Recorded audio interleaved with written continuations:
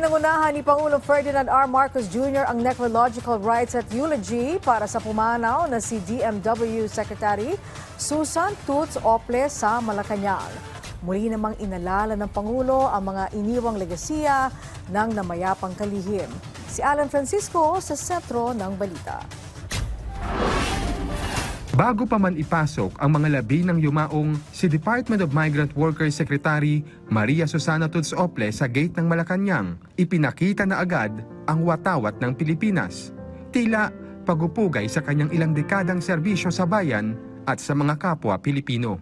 At nang ipasok na ang mga labi ni Secretary Toots pasado alas 9 ng umaga kanina para sa taimtim na arrival ceremony, binalot ang kapaligiran ng katahimikan at kalungkutan.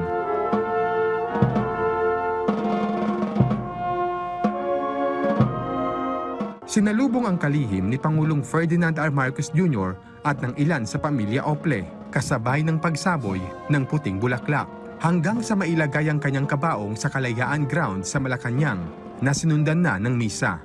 Narito ang mga kasamahan niya sa kabinete, kasama si Secretary of Education at Vice President Sara Duterte. In the unity of the Holy Spirit, all glory and honor is yours. Sinundan na ito ng pagibigay ng eulogy ni Pangulong Marcos. Hindi na agad napigilan ng Pangulo ang kanyang emosyon.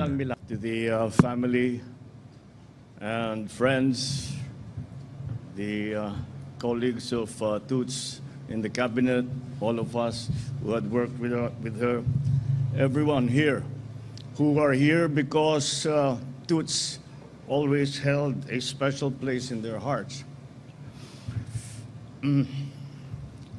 We are told when you are an official that you cannot show emotion, that you must be stoic, and you must keep yourself to yourself. Ngunit sana maunawaan ninyo, kung tumulo ang luha ko dahil napakalaking nawala sa atin, napakawalaki ang nawala sa akin, sa inyong lahat, at sa bansang Pilipinas. And if I do shed a tear, it is because it is such a sad day to know. It is such a sad bit of knowledge to know that Toots will not be here anymore.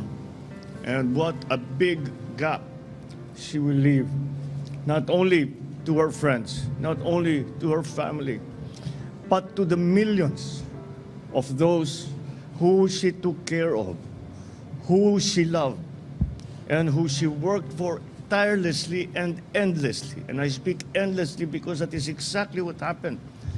Hanggang sa huli, nagtatrabaho pa rin siya. Ngunit sinasabi ko nga, hindi kasi dahil tuloy-tuloyan, dahil hindi trabaho sa kanya yan.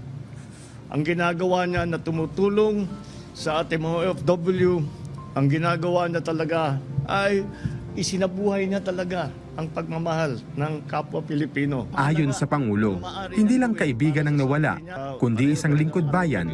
Hanggang sa hulian niya ay nagtrabaho ang kalihim. Alam natin na si Toots nagkasakit din at siyempre maaaring mangyari na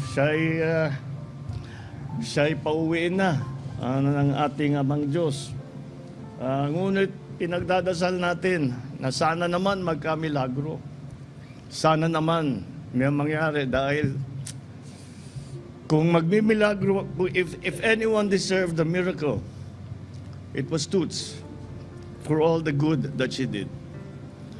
At kaya nung narinig ko yung balita na wala na si Toots, kako, hindi tayo na pagbigyan. Walang milagro. Ngunit sa sumunod na ilang araw, naisip ko, hindi, mali ako. Nagkamilagro talaga. Ang milagro si Toots. Ang milagro, nabuhay siya at naging kaibigan natin at nagawa niya yung kanyang, yung pinakamahalaga na maaari niyang gawin para sa sarili niya, para sa kanyang kapwa. Sabi ni President Marcos, huwag nang umasang magkakaroon ng kagaya ni Secretary Toots. Inalala niya rin ang kanilang pagkakaibigan, profesional, masipag at mapagmahal sa kapwa Pilipino ang pag-asa larawan ng presidente sa kalihim. Siyempre, iniisip na agad namin, paano ngayon yung naiwang trabaho? Naiwang trabaho ni Toots. Sino ang gagawa niyan? Nung una, sasabihin, kailangan natin siyang palitan, kailangan natin siyang maglagay ng kapalit. Ngunit habang iniisip ko, hindi na ako natutulog, iniisip ko anong kapalit, wala, hindi mapapalitan si Toots. Maghanap tayo ng kasing galing niya, pero wag na tayong umasa na mapalitan si Toots. Na mag-substitute, na magkakaroon ulit tayo ng Toots na ilalagay ulit natin, bibigyan natin ulit ng pagkakataon na magtrabaho. Malaking respeto kay Toots sa kanyang pagka-professional, sa kanyang kasipagan, at talaga ang punot dulo ng lahat, ang kanyang pagmamahal talaga sa kapwa Pilipino. That was on the professional side. But it so happened also that on the personal side, magkasundo talaga kami. At nagkakaintindihan kami. Nung bandang huli nga, hindi na namin kailangan pagdiskusyonan pa yung aming gagawin o nais gawin. Kaunting salita lang, nagkakaintindihan na kami. Dahil sa pareho talaga ang aming pag-iisip. At matagal namin pinag-uusapan kung paano ba pagandahin ang sitwasyon ng ating OFW. Paano ba makatulong pa. Nagpasalamat naman ang pamilya Ople kay Pangulong Marcos sa pagkakatalaga nito kay Secretary Toots. Thank you from the bottom of our hearts because you allowed my mom to live her mission by trusting her with a position despite her illness. We know that with stage 4 cancer, which was what she had when you appointed her, that her days were not as long as we would like. And what she really wanted was to have more opportunity to serve and to make an impact and to follow the footsteps of my grandfather, the late Blas F. Ople. So, it is with gratitude that I thank you that you saw beyond her illness and you saw through her heart that she really wanted to help your administration be the best that it could be.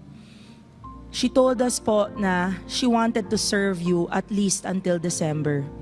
She said that if she is given the time by the Lord, she feels that it would be enough to set the groundwork for the Department of Migrant Workers so that whoever will succeed her will not have a hard time, and that it is an institution that will also last like the institution that my grandfather built as well. Ang mga labi ng kalihim ay bukas sa public viewing simula 1:00 hanggang 5:00 ng hapon ngayong araw, bago ito dalhin sa Department of Migrant Workers Building sa ganap na 5:30 ng hapon.